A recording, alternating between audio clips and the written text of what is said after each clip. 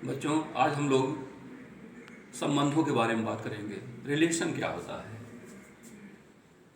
Relation सभ्य समाज में रिलेशन का, संबंधों का कितना महत्व है यह हम सभी जानते हैं। जैसे भाई भाई का संबंध है, पिता पुत्र का संबंध है, माँ बेटे का संबंध है, भाई बहन का संबंध है, या हम गणितीय भाषा में कहें दो संख्याओं में कोई संख्या बड़ी है, छोटी है, बराबर है का संबंध है, या समुच्चयों के बारे में बात करें हम तो कोई किसी का सबसेट है, और तरह तरह के बहुत से संबंध होते हैं। जैसे रेखाएं हैं, दो रेखाएं समांतर हैं, लंब हैं, और तमाम तरह के संबंध होते हैं। इन संबंधों के बारे में हम यहाँ आज अध्ययन करेंगे, और इस अध्ययन में कुछ आवश्यक चीज़ें होंगी जो हम लोग कक्षा 11 में पढ़ चुके हैं या और पीछे कक्षाओं में पढ़ चुके हैं, लेकिन उसकी हमको यहाँ ज़रूरत पड़ेगी।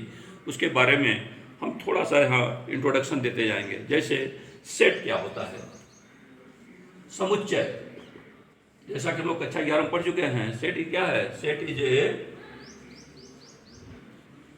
Collection of distinct and distinguishable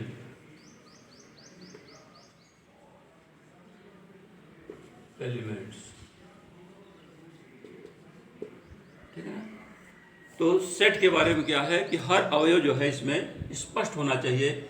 इसलिए जब इसमें बात होती है सेट की तो बात आता है वेल डिफाइंड सेट की। वैसे सेट के बारे में तो जनरली सभी लोग जानते हैं, तमाम परिचय होता है। जैसे सोफ़ा सेट है, किचन सेट है, और तरह तरह के सेट हैं, बने हुए हैं। तो सेट में क्या आता है कि जितनी चीज़ें इस्तेमाल होती हैं वो सभी चीज़ें आ जाती हैं, उसको हम एक सेट कहते हैं। लेकिन गणितीय भाषा में क्या कहते हैं कि सेट में अवयव जो होते हैं वह सभी क्या होते हैं, अलग अलग और स्पष्ट होने चाहिए। तो जिसको हम कहते हैं कि set is collection of distinct and distinguishable elements. अब होता है well defined set. Well defined set का मतलब क्या है? किसी भी सेट के अवयव को हम देख करके यह बता सकें कि x बिलोंग्स टू A और x does not belongs to A। किसी अवयव को देख के हम बता सकें कि यह किसी सेट का अवयव है या नहीं है। जैसे हम अगर कह दें कि किसी अच्छे बच्चों का समुच्चय, कक्षा 12 के अच्छे बच्चों का समुच्चय, तो यह वेल डिफाइंड सेट नहीं होगा। लेकिन हम किसको नहीं बता सकते कौन सा लड़का अच्छा है कौन खराब है।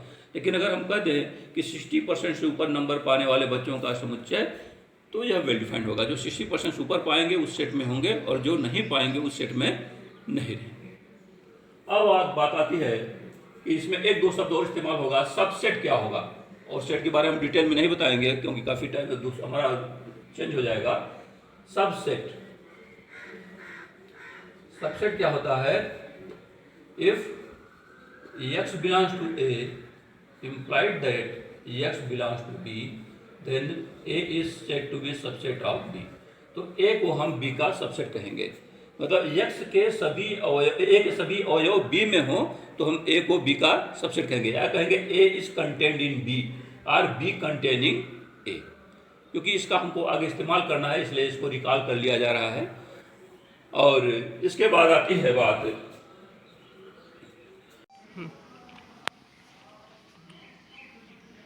हाँ बच्चों, तो हम लोग इसमें आगे ऑर्डर पेयर, क्रमित युग्म की बात करेंगे, क्योंकि इसके बारे में हम लोग पहले ऑलरेडी पढ़ चुके हैं, हाई स्कूल भी पढ़ चुके हैं।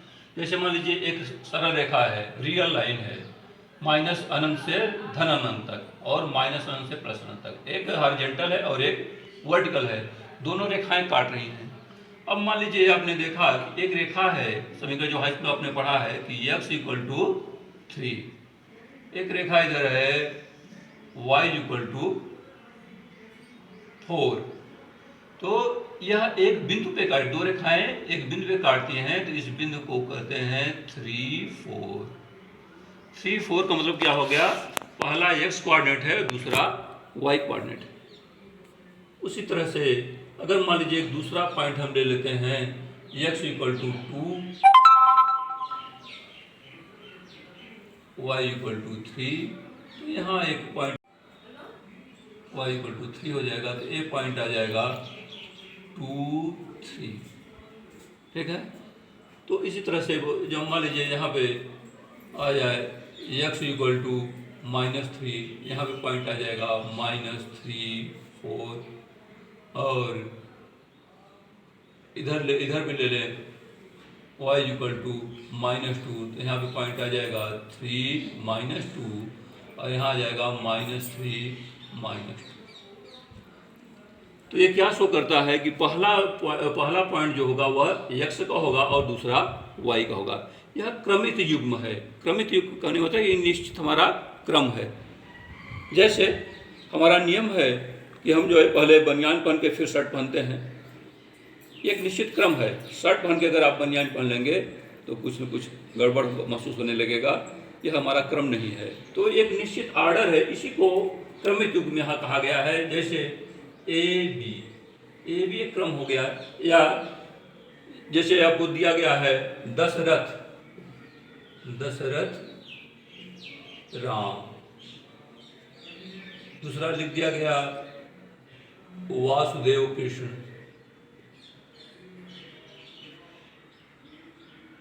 मोतीलाल जवाहरलाल। इसका मतलब पहला पिता है, दूसरा पुत्र है। तो इस तरह से अगर कोई भी लिखा होगा क्रम में इसका ऑर्डर पेयर में, तो मालूम हो जाएगा कि पहला पिता है, दूसरा पुत्र है। इस तरह से ये हमारा ऑर्डर पेयर है। अब इसके बारे में यहाँ पे हम जो आगे बात करने जा रहे हैं वह है कार्टेशियन प्रोडक्ट।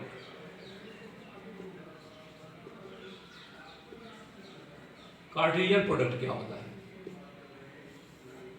कार्टेशियन प्रोडक्ट हमारा क्या है? जैसे ये है हमारी एक लाइन R है, दूसरा R है, तो क्या हो गया? ये R क्रॉस R है, ये R क्रॉस R है। इसको हम कहते हैं, या इसी को R2 भी कहते हैं। 2 डायमेंशनल में, 2 डायमेंशन में होता है, इसको R क्रॉस R कहते हैं।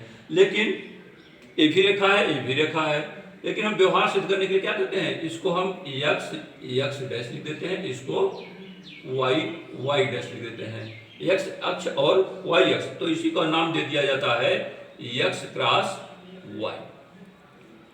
अब इसी आइडिया को जनरलाइज करते हैं। मान लीजिए हमारा 3 डायमेंशन में हो गया, R3 हो गया, तो हो जाएगा R क्रॉस R, या 3 डायमेंशन में पढ़ते हैं x cross y cross z।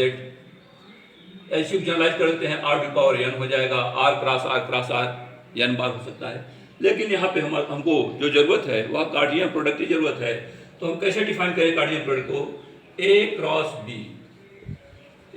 B हमारा क्या है? A कार्टेशियन प्रोडक्ट B, इसको पढ़ते हैं A कार्टेशियन प्रोडक्ट B। इसके एलिमेंट होंगे A B such that A belongs to A and B belongs to. पहला अवयव A का होगा और दूसरा अवयव B का होगा। इस तरह से जितने भी क्रम बनेंगे, क्रमित युग्म बनेंगे, वो सभी अवयव होंगे A क्रॉस B के। एक छोटा सा उदाहरण से बताता हूँ। जैसे A इक्वल टू दिया है 1 2 और B इक्वल टू दे दिया है ABC, तो A क्रॉस B क्या होगा? A cross B equal to हो जाएगा 1A 1B 1C 2A 2B 2C। ठीक है। अब इसी के आधार पर हम डिफाइन करेंगे रिलेशन हमारा क्या होता है। रिलेशन, संबंध। Any subset of A cross B is said to be relation, R। A और A क्रॉस B का कोई भी उपसमुच्चय होगा वह एक संबंध कहलाता है। इसको लिख सकते हैं R is a subset of a cross b. R इसको पढ़ते हैं a related to a b से संबंधित है। अब इसके बारे में और हम डिटेल में पढ़ सकते हैं। जैसे अब आपने पढ़ा है कि कोई फर्स्ट ईयर में आपने पढ़ा होगा कि सेट का कोई भी सेट होता है, उसके अंदर उसके जो सबसेट की संख्या होती है वो होती है 2n। तो ए क्रॉस बी है तो इसमें जो होंगे वह सबसेट कितने हो जाएंगे 2n होंगे। तो 2n रिलेशन संबंध इसमें बन सकते हैं। जैसे एक संबंध होता है हमारा empty set, sorry empty relation. क्यों? क्योंकि कोई भी सेट होगा उसके दो सबसेट जरूर होते हैं। एक तो होता है 5 subset of a cross b. 5 subset of a cross b मतलब क्या होगा, ए क्रॉस बी मतलब ए और बी में कोई भी संबंध नहीं है, तो क्या हो गया, यह होता है रिक्शन। और दूसरा होता है यूनिवर्सल रिलेशन। यूनिवर्सल रिलेशन क्या है, ए क्रॉस बी कोई भी सेट अपना सबसेट जरूर होता है। तो यह दो तरह के पर्सनल संबंध है। कुछ उदाहरण के बारे में बता दें, एग्जाम्पल है। जैसे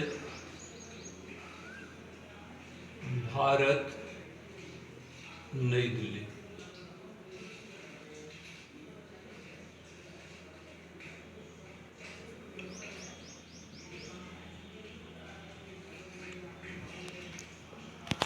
यूएसए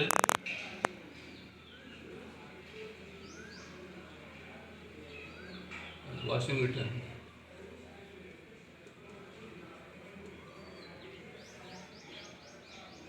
या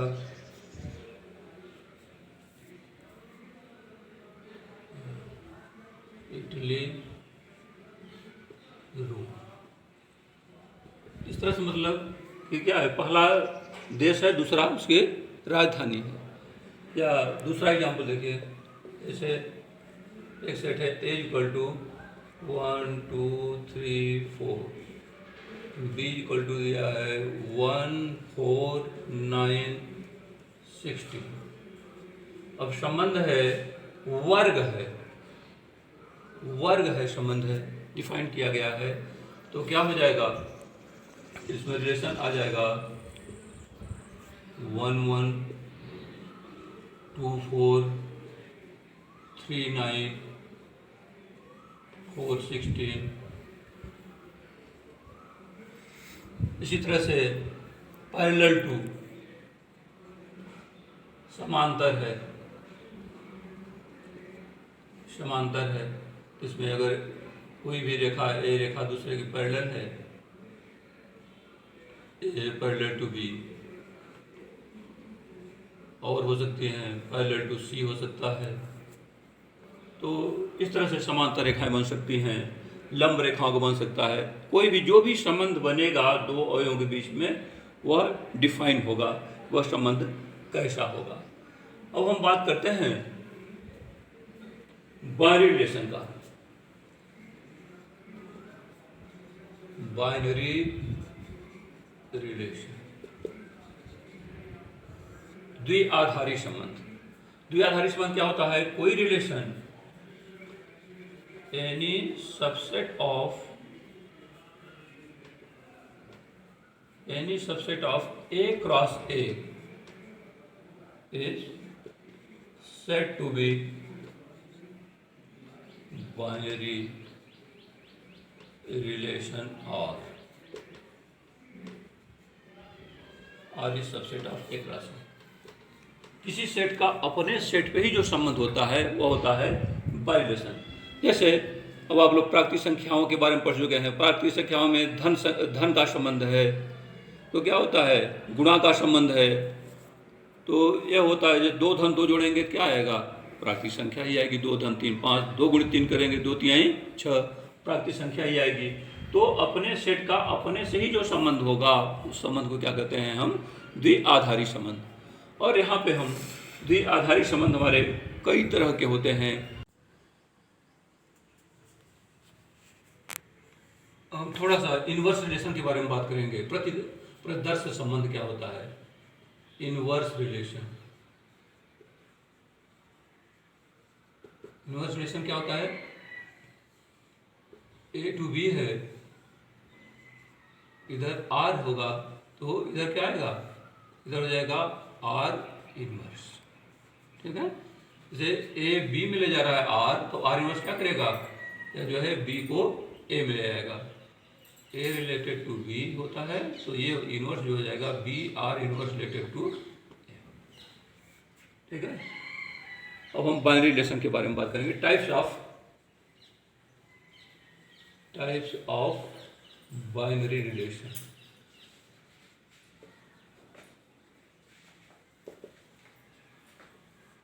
पहला है रिफ्लेक्सिव।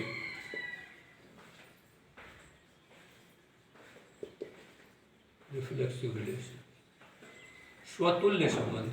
स्वतुल्य संबंध क्या होता है? अपने का अपने से ही संबंध।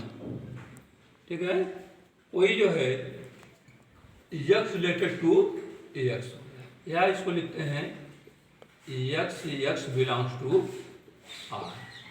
x जो है r जो है x को x पे ही ले जाए, तो इसको कहते हैं हम रिफ्लेक्सिव रिलेशन। जैसे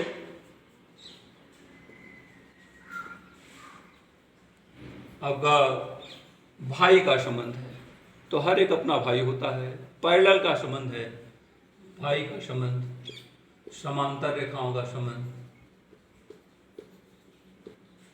हर रेखा अपनी समांतर होती है, इसलिए क्या होगा? यह इसको हम बोलते हैं reflexive relation.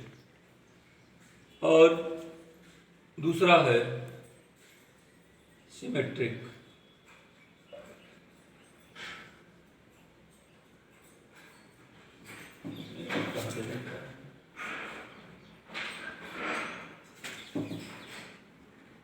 Symmetric relation. Symmetric relation क्या होता है? x related to y implied that y related to x। अगर x y संबंधित है तो y भी x से संबंधित होगा। For example parallel to,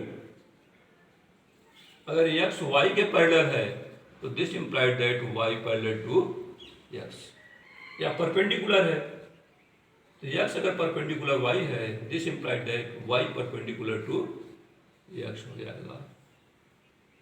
third relation है भाई का संबंध है, अगर x y का भाई है तो y x का भाई होगा। तीसरा एग्जाम्पल है कॉन्ग्रुएंस का।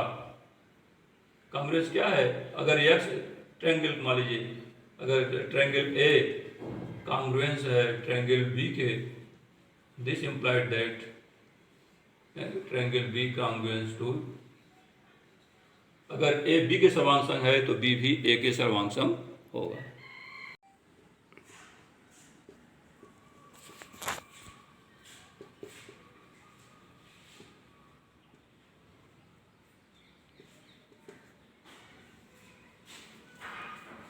पहला रिफ्लेक्सिव था, स्वतुल्य, दूसरा सममित था, तीसरा एंटीसिमेट्रिक। तो एंटीसिमेट्रिक क्या होगा? x related to y and y related to x, this implied and implied by x equal to. अगर x y संबंधित है और y x से संबंधित है तो यह निश्चित होगा। अगर एंटीसिमेट्रिक है तो x इक्वल टू y होगा, या x इक्वल टू y है तो यह एंटीसिमेट्रिक होगा। जैसे for example a subset b and b subset a, this implied and implied by a equal to. ठीक, चौथा हमारा है ट्रांजिटिव रिलेशन। ट्रांजिटिव रिलेशन, संक्रमण। संक्रमण क्या है? x related to y and y related to z, this implied that x related to z।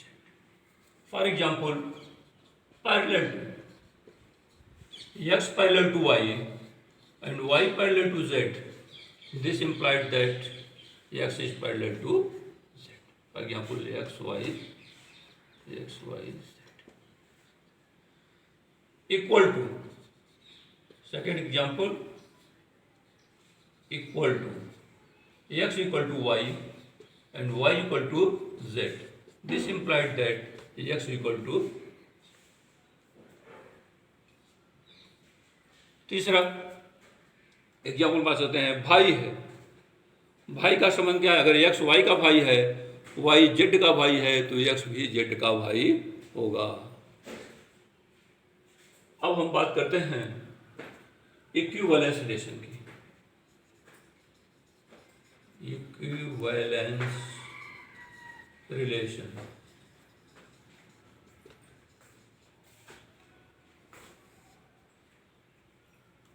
any binary relation are on set A is said to be equivalence relation.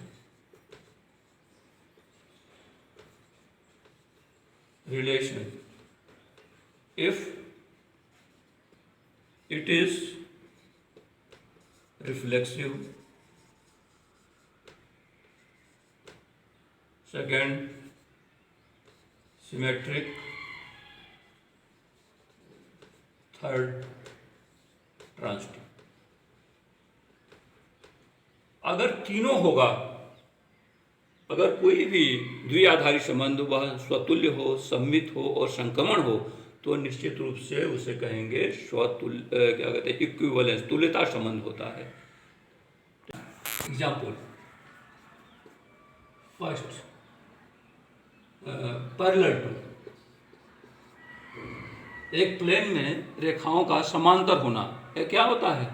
यह reflexive भी है, क्योंकि x parallel to x reflexive हो जाएगा, reflexive. Second x parallel to y and implied that y parallel to x हो गया, symmetric हो गया।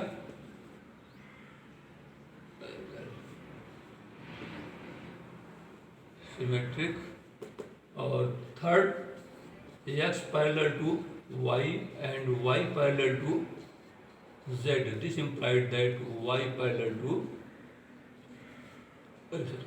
x पैरेलल टू z, यह हो गया ट्रांजिटिव। इसलिए जो होता है पैरेलल टू होगा, वह जो होगा ये हमारा एक्स वाई जेड, यह हो गया हमारा ट्रांजिटिव रिलेशन हो गया। दूसरा एग्जाम्पल कह सकते हैं इक्वल टू, यह भी क्या है? एक्स इक्वल टू वाई, पहला जो होगा ये एक्स इक्वल टू एक्स है, x equal to y implied that y equal to x, symmetric reflexive हो गया, सिमेट्रिक हो गया। X equal to y and y equal to z, this implied that x equal to z, यह हो गया हमारा equivalence. जो होता है ट्रांजिटिव हो गया, इसलिए तीनों मिला करके यह हो गया हमारा इक्विवेलेंस रिलेशन। भाई का संबंध है, तो यह भी जो होता है इक्विवेलेंस होता है, क्योंकि यह रिफ्लेक्सिव भी है, सिमेट्रिक भी है और ट्रांजिटिव भी है। और इस तरह से बहुत ढेर सारे एग्जाम्पल, जैसे लंब है, लंब अगर इन प्लेन में देखिए 2 डायमेंशन में, तो लंब जो है वह इक्विवेलेंस रिलेशन नहीं है, क्योंकि कोई भी रेखा अगर एक्स वाई के ऊपर लंब है, वाई जेड पे लंब है, तो एक्स जेड के समांतर हो जाएगी, फिर वह इक्विवेलेंस रिलेशन नहीं रहेगा। लेकिन 3 डायमेंशन में हो जाता है, लेकिन 2 डायमेंशन में वह नहीं हो पाएगा। अब हम बात करते हैं आइडेंटिटी रिलेशन का। आइडेंटिटी रिलेशन, तत्समक संबंध क्या होता है? ये भी वही है, x रिलेटेड टू x, मतलब x को x पे ही ले जाता है, तो क्या होता है, इसको बोलते हैं IX, आइडेंटिटी रिलेशन। लेकिन अभी आप बात देखे होंगे कि रिफ्लेक्सिव भी यही बात आई थी, तो यहाँ भी वही बात आ गई। तो दोनों में अंतर क्या है? आइडेंटिटी तभी होगा जब वह ए के सभी अवयव के लिए फॉलो करता है। आइडेंटिटी अगर संबंध होगा तो वह जब सभी के लिए होगा तो आइडेंटिटी होगा, लेकिन अगर मान लीजिए कुछ के लिए है कुछ के लिए नहीं भी है तब भी रिफ्लेक्सिव हो जाएगा। ये बहुत बड़ा अंतर है। परिभाषा रिफ्लेक्सिव गई थी, x belongs to I x, x related to x, x जो है एक्स पे ही ले जा रहा है। तो आइडेंटिटी मतलब चेंज नहीं, आइडेंटिटी मतलब जैसा है वैसा ही रह रहा है। आइडेंटिटी का यह स्वरूप होता है कि किसी पर ऑपरेट करने के बाद उसके स्वरूप में या उसके मान में कोई अंतर न आए। और जो हमारा रिफ्लेक्सिव था वो क्या था? वो केवल रिफ्लेक्शन था, ठीक है, जैसा था वैसा ही उसमें जो दिखाई दे रहा था। तो बहुत व्यापक था, उसमें बहुत ज़्यादा होने में भी कोई ज़रूरी नहीं कि वो हो ही आगे, ठीक है। लेकिन आइडेंटिटी में क्या है, जरूरी है कि सभी उसमें रहे। अब हम बात करते हैं थोड़ा सा इसी में इक्विवेलेंस क्लास के बारे में। इक्विवेलेंस क्लास यह बड़ी ही इंपॉर्टेंट आइडिया है। इसको हम डिनोट करते हैं ए, इक्विवेलेंस क्लास ए पढ़ते हैं, इसको है equivalence class. Equivalence class determined bye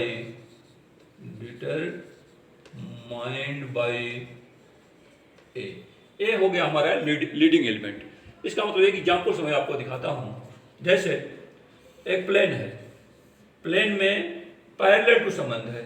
पहली बात तो है कि इसको इक्विवेलेंस होने के लिए क्या है, इक्विवेलेंस रिलेशन होना पड़ेगा, है ना। ये जो है इक्विवेलेंस रिलेशन ऑलरेडी है, तो इसमें क्या होगा, पैरेलल टू। जैसे एक रेखा मान लीजिए कोई ए है, अब इसके पैरेलल जितनी भी रेखाएं होंगी वह सभी क्या होगी, उस क्लास में आ जाएंगी, सभी उसके पैरेलल हो जाएंगी। तो कहेंगे इसको इक्विवेलेंस क्लास डिटरमाइंड बाय ए। दूसरी रेखा मान लीजिए बी है, अब इसके भी पैरेलल जितनी भी रेखाएं होंगी वह सभी क्या होगी, इक्विवेलेंस क्लास बी में आ जाएंगी। तीसरी मान लीजिए कोई रेखा सी है, इसके पैरेलल जितनी भी रेखाएं उस प्लेन में होंगी, अनंत हो सकती हैं, वो सभी क्या हो जाएंगी, इक्विवेलेंस क्लास सी में आ जाएंगी, ठीक है। तो आप ये कह सकते हैं कि अगर यह पूरा का पूरा एक सबका यूनियन ले लें तो ये अगर सेट आता है इक्विवेलेंस क्लास, तो इसको बोलते हैं R by A quotient relation. Quotient relation क्या होगा, इसके एलिमेंट जो होंगे वह इक्विवेलेंस क्लासेस होंगे, A B C इस तरह से।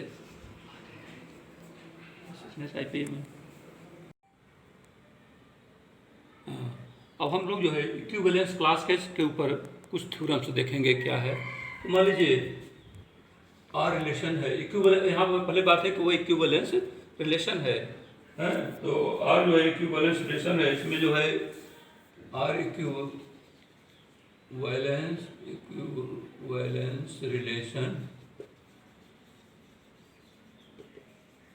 On a, then first A is not empty, second if B belongs to A, this implied that A equal to B. third result है A equal to B, A equal to B, this implied and implied that AB belongs to R. And fourth result is A intersection B equal to phi and or A equal to, ठीक है। तो first proof, equivalence set A, इसका मतलब क्या हो गया, A related to A. Equivalence class है तो ए रिलेटेड टू ए मतलब क्या होगा कि ए बिलोंग्स टू आर, इसमें कोई न कोई ए बिलोंग्स टू ए, तो ए बिलोंग्स टू आर हो गया, क्योंकि ये इक्विवेलेंस क्लास है इसलिए इसमें एक एलिमेंट अवश्य होगा जो उसको डिटरमाइन करेगा, इसलिए यह अरिक्त नहीं होगा, ठीक है, कोई न कोई एक अवयव इसमें अवश्य होगा। दूसरा B, if B belongs to B belongs to A का मतलब क्या हो जाएगा, A related to B. A related to B का मतलब क्या हो जाएगा कि A B belongs to R. A B belongs to R हो जाएगा तो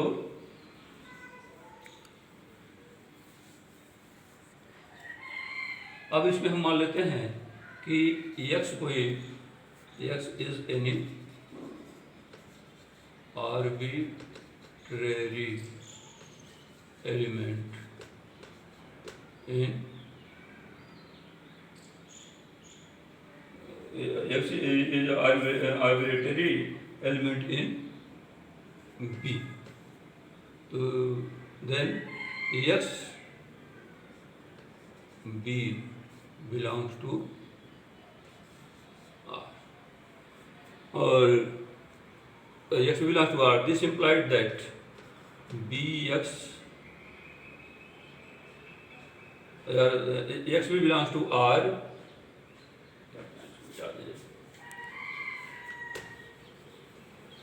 x b belongs to R and